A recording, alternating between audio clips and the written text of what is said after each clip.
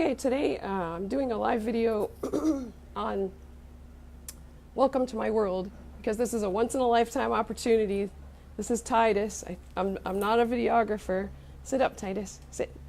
There you go. So hopefully you guys will get a good picture. I've got the rear camera on this time because they've got construction out in front of my place and I have to leave. And I thought I would take you guys with me. It's a short walk that's like half a block, but it's really loud. They've got big machines out there. They're replacing all the water mains, I guess, in the neighborhood. They've got my whole street torn up and some parts of the sidewalk. For me, loud noises, I don't know. I know there's trucks, but I can't see what they are or what they're doing. If I was familiar with construction, I could probably tell you by the sound of the trucks what they are and what they're doing, but I'm not. So I just hear rattles and clanks and engines and, you know, backup beepers and things like that. Men yelling back and forth to the drivers to stop or whatever. And I know one thing for sure, and that's that they're all, you know, 100 times bigger than I am, the machines, I mean. And this is where I love having a dog, because if I didn't, I would be really, really nervous. My dog, though, can see what's going on and is trained to guide me around these things. This is another reason why you don't distract a guide dog.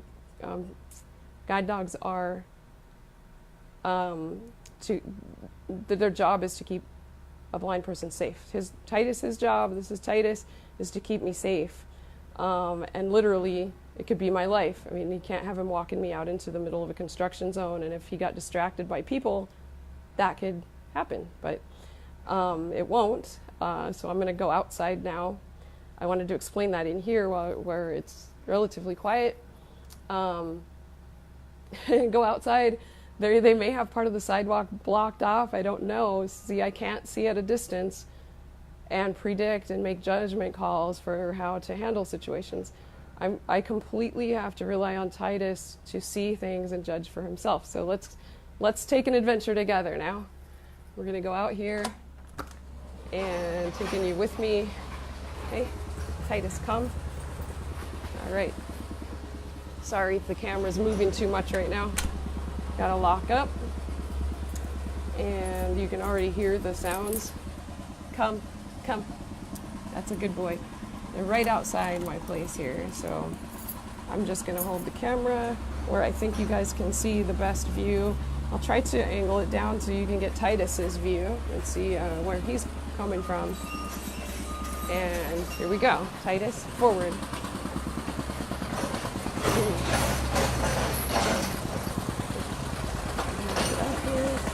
Titus, forward. I don't know what you guys can see. Okay, Titus, right. Okay, now, there's the construction. You guys know at this point much more than I do. All I'm hearing is the sounds. Okay, okay, up, you're doing good. Good job, Titus.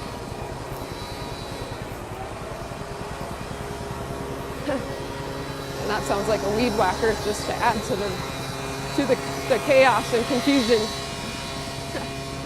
All right, I told you it wasn't far. Just like a half a block through a bunch of noise and construction, and they didn't have the sidewalk blocked off today. Now he brings me to the corner and he stops in case I want to cross the street. And since I have him down here, I'll show you one more thing that he's trained to do. You're a good dog, Titus.